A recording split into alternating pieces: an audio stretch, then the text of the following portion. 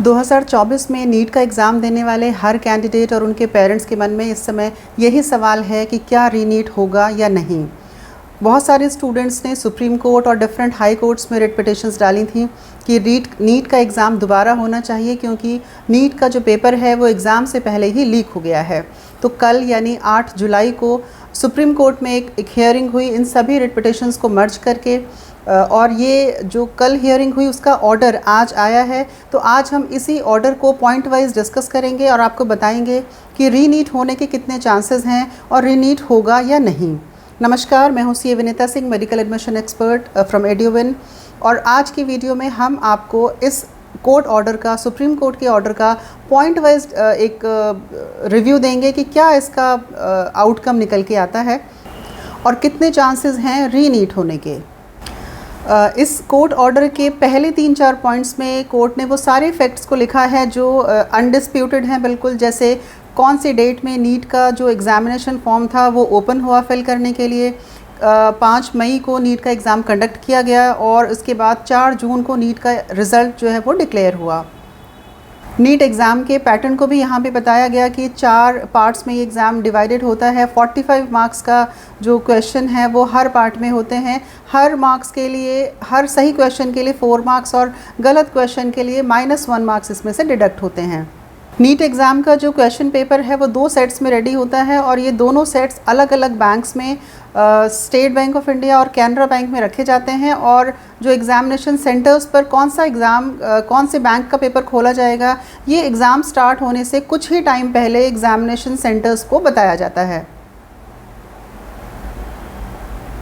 5 मई 2024 को नीट का एग्ज़ाम था और उसी दिन शास्त्री नगर में, पटना में एक FIR लॉन्च हुई कि नीट का एग्ज़ाम जो है वो, नीट का जो पेपर है वो लीक हो चुका है। बहुत सारे रिट पिटिशंस कोर्ट में दाखिल हुए जिन्होंने ये डिमांड करी कि नीट का एग्ज़ाम दोबारा होना चाहिए। अपने इस प्ली को सपोर्ट करने के लिए जो पिटिशनर्स हैं उन्होंने मेनली 2 डेटा को यूज़ किया जो कोर्ट के सामने कल प्रस्तुत किया गया। इसमें सबसे पहला डेटा उन स्टूडेंट्स का है जिन्होंने नीट के एग्ज़ाम में कंप्लीट 100% मार्क्स अचीव करे, यानी 720 आउट ऑफ 720। ये डेटा का कंपैरिजन सन 2020 से कोर्ट को दिया गया, जहां पर 2020 में सिर्फ एक स्टूडेंट को 720 आउट ऑफ 720 मार्क्स मिले थे। 2021 में कंप्लीट मार्क्स पाने वाले स्टूडेंट्स की संख्या 3 थी। फिर 2022 में ये संख्या 1 रह गई और 2023 में भी ऐसे सिर्फ 2 स्टूडेंट थे जिनको 720 आउट ऑफ 720 मार्क्स मिले थे। लेकिन 2024 में 720 आउट ऑफ 720 मार्क्स पाने वाले स्टूडेंट्स 67 हो गए। ये जो नंबर में इंक्रीज़ हुआ है स्टूडेंट्स के, ये बहुत ही अप्रत्याशित इंक्रीज़ है, एक अनएक्सपेक्टेड है और ये किसी भी तरीके से एक्सप्लेन नहीं किया जा सकता कि ऐसा क्या कारण रहा कि एक ही सेशन में, एक ही साल के डिफरेंस में इतने ज़्यादा नंबर ऑफ़ स्टूडेंट्स जो हैं वो इंक्रीज़ हो गए, जिन्होंने 100 आउट ऑफ 100% मार्क्स जो हैं वो इसमें अचीव करे नीट के एग्ज़ाम में। सेकंड जो डेटा कोर्ट के सामने प्रेजेंट किया पिटिशनर्स ने, उसमें एक कंपैरिजन दिया हुआ है 2022, 23 और 24 के ऐसे स्टूडेंट्स का जिन्होंने कितने मार्क्स पर डिफरेंट रैंक्स जो हैं वो हासिल करे अलग अलग सालों में। आप देख सकते हैं कि जहां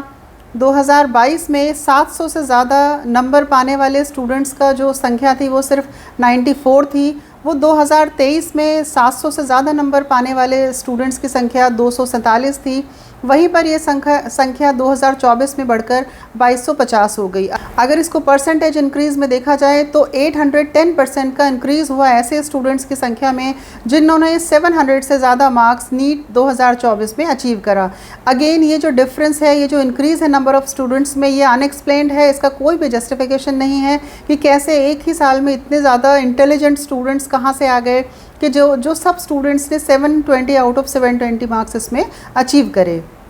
ज़्यादा मार्क्स स्कोर करने वाले स्टूडेंट्स की संख्या इतनी ज़्यादा बढ़ गई कि 650 नंबर पर भी गवर्नमेंट कॉलेजेस में एडमिशन पाना स्टूडेंट्स के लिए मुश्किल हो गया। जबकि लास्ट ईयर यानी कि 2023 की काउंसलिंग में जिन स्टूडेंट्स के 615, 620 मार्क्स भी थे अंडर जनरल कैटेगरी, उन स्टूडेंट्स को भी गवर्नमेंट कॉलेजेस में एडमिशन मिल गया था। कोर्ट आगे कहते हैं कि वो पूरी तरह से अवगत हैं इस बात से कि पटना के अलावा और भी ऐसी जगह हैं जहां पर पेपर लीक की FIR दर्ज करी गई। इसमें महाराष्ट्र, गुजरात, दिल्ली, झारखंड और राजस्थान के स्टेट्स शामिल हैं। इतनी ज़्यादा संख्या में एफआईआर दर्ज होने की वजह से और मल्टीपल सिटीज़ और स्टेट्स में एफआईआर दर्ज होने की वजह से ये जो केस था इसका investigation central bureau of investigation यानी कि सीबीआई को दे दिया गया था। इस बात से भी कोर्ट अवगत है।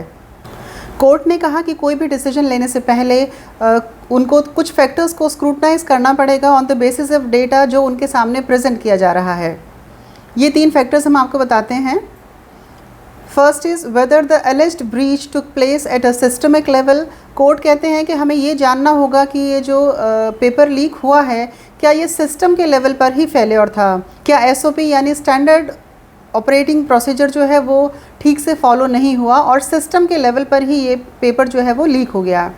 दूसरी जगह पर कोर्ट कहते हैं कि whether the breach is of a nature which affects the integrity of the entire examination process, यानी कि क्या पेपर लीक से सारे के सारे एग्जामिनेशन को ही अफेक्ट हुआ है या वो कुछ लिमिटेड सेंटर्स और लिमिटेड जगहों पर ही पेपर लीक हुआ है। तीसरा पॉइंट जो यहाँ पर चेक करना है कोर्ट को और जिसके लिए फर्दर उनको और इन्फॉर्मेशन की रिक्वायरमेंट है वो है whether it is possible to segregate the beneficiaries of the fraud from the untainted students. Court ये कहते हैं कि क्या ये हमें ये जानना बहुत ज़रूरी है कि क्या ये संभव है कि उन स्टूडेंट्स को आइडेंटिफाई किया जा सके और अलग किया जा सके जिन तक पेपर लीक होके एग्ज़ामिनेशन से पहले ही पहुंच गया था। पॉइंट नंबर 12 में कोर्ट कहते हैं कि अगर जो नीट का पेपर लीक हुआ है इससे पूरा का पूरा एग्ज़ामिनेशन ही अफेक्ट हुआ है या ये मास लेवल पे लीक हुआ है और ऐसी भी संभावना नहीं है कि जिन स्टूडेंट्स को पेपर लीक पहले से ही मिल गया था उनको सेग्रीगेट भी नहीं किया जा सकता है, तो इस कंडीशन में रीनीट ही एकमात्र ऑप्शन बचता है। आप इसको दोबारा ध्यान से सुनिए कि कोर्ट ने किस कंडीशन में रीनीट होने के चांसेस को अप्रूव किया है या इसको वो कंसिडर कर सकते हैं। कोर्ट ने कहा है कि अगर जो पेपर लीक हुआ है वो मास लेवल पे हुआ है और उससे पूरा ही एग्ज़ामिनेशन अफेक्ट हुआ है और उसके बावजूद भी हम उन स्टूडेंट्स को सेग्रीगेट नहीं कर सकते, आइडेंटिफाई नहीं कर सकते, अलग नहीं कर सकते जिन तक पेपर एग्ज़ामिनेशन होने से पहले ही पहुंच गया था, ऐसे में रीनीट ही एकमात्र ऑप्शन बचता है। लेकिन अगर ऐसा हुआ है इसके कॉन्ट्रेरी भी कॉन्सिक्वेंसेस हो सकते हैं, इसके कॉन्ट्रेरी भी रिजल्ट्स आ सकते हैं जो फर्दर जांच होगी उसके बाद, कि अगर ऐसा हुआ है कि जो नीट का पेपर लीक हुआ है वो सिर्फ कुछ ही सेंटर्स या कुछ ही सिटीज़ तक कन्फाइंड था और उसके बावजूद भी ऐसे स्टूडेंट्स को आइडेंटिफाई कर लिया जाता है जिन तक पेपर लीक होके पहले पहुंचा, तो उस केस में 23 लाख स्टूडेंट्स को दोबारा नीट का एग्ज़ाम कंडक्ट कराना उनके साथ बहुत ही गलत होगा। तो ऐसे में मोस्टली स्टूडेंट्स वो हैं जिन्होंने फेयरली एग्ज़ाम दिया है, उनके सालों की मेहनत इसमें लगी हुई है। इसके अलावा कोर्ट ने कहा कि हम सोशल जो रिस्पॉन्सिबिलिटीज़ हैं इसके साथ वो भी समझते हैं कि बच्चों का टाइम इसमें लगा हुआ है, उनकी ट्रैवलिंग वो एक जगह से दूसरी जगह करते हैं एग्ज़ामिनेशन देने के लिए, उनका इसमें पैसा भी जाता है। तो अगर ये जो पेपर लीक हुआ है वो सिर्फ कुछ ही जगहों पर हुआ है और उसके बाद हम उन स्टूडेंट्स को आइडेंटिफाई भी कर सकते हैं जिनके पास तक ये पेपर पहुंचा है, तो उस केस में पेपर दोबारा से कराने को जो सुप्रीम कोर्ट है वो सजेस्ट नहीं करती हैं। कोर्ट ने कहा है कि फाइनल डिसीजन लेने का उनका निर्णय जो होगा वो तब तक उनके लिए संभव नहीं होगा जब तक इन दोनों मुद्दों से रिलेटेड सारा इन्फॉर्मेशन और सारा डेटा उनके पास अवेलेबल नहीं होगा। इसलिए उन्होंने फर्दर एक डेट दी है 11 तारीख यानी कि थर्सडे को दोबारा हियरिंग होगी कोर्ट में और उसके बीच में कोर्ट ने गवर्नमेंट ऑफ इंडिया और एनटीए से कुछ इन्फॉर्मेशन मांगी है ताकि वो क्लियरली इस बात को इस्टेब्लिश कर सकें क्या रीनीट की ज़रूरत है या नहीं। कोर्ट ने कहा है कि इस मैटर में ये जानना बहुत ज़रूरी है कि जो पेपर लीक का टाइम है वो कब का है, यानी कि कितना टाइम लैप्स हुआ पेपर लीक और एक्चुअल पेपर कंडक्ट होने के बीच में, और दूसरा जो पेपर डिस्ट्रीब्यूट होने का जो तरीका था, जो स्टूडेंट्स को पेपर लीक हो के मिला वो किस मेथड से या किस मॉडलिटी से वो स्टूडेंट्स तक पहुंचा, क्या वो ऑफलाइन उन तक पहुंचा या ये जो पेपर था वो सोशल मीडिया पे आ गया था, डिजिटल मीडिया पे आ गया था और वो फिर बहुत ज़्यादा स्टूडेंट्स के पास पहुंचा। तो ये दो फैक्टर ऐसे हैं जिसको कोर्ट कंसिडर करेगा अपना कोई भी डिसीजन देने से पहले। इसमें जो कोर्ट ने एनटीए और गवर्नमेंट ऑफ इंडिया से इन्फॉर्मेशन मांगी है वो हम आपको बताते हैं। पॉइंट नंबर 1 में कोर्ट कहते हैं when and how NTA first become aware of the paper leak including any internal notifications और एक्सटर्नल रिपोर्ट्स, यानी एनटीए को कब सबसे पहले पता चला कि पेपर लीक की कोई भी कंप्लेंट आई है। सेकेंड पॉइंट में कहते हैं द सिटीज़ और towns and the centres at which a leak has been noticed और in which candidates have complaint of a leak, कैसे कौन से सिटीज़ हैं, कितने सेंटर्स हैं जहां पर पेपर लीक होने की कंप्लेंट एनटीए को मिली। थर्ड पॉइंट में कहते हैं कि the manner in which the question papers leaked were disseminated to the candidates, यानी कि ये जो पेपर्स स्टूडेंट्स तक पहुंचा लीक होके, क्या वो ऑफलाइन मोड से पहुंचा, फिज़िकल मोड से पहुंचा, या ये सोशल मीडिया पे चला गया था, ये व्हाट्सएप, इंस्टाग्राम या टेलीग्राम के थ्रू स्टूडेंट्स तक पहुंचा। फोर्थ पॉइंट पे कहते हैं कि the duration of the time between the occurrence of the leak or the suspected occurrence of the leak and the actual conduct of the examination which took place between 2 p.m. and 5:20 p.m.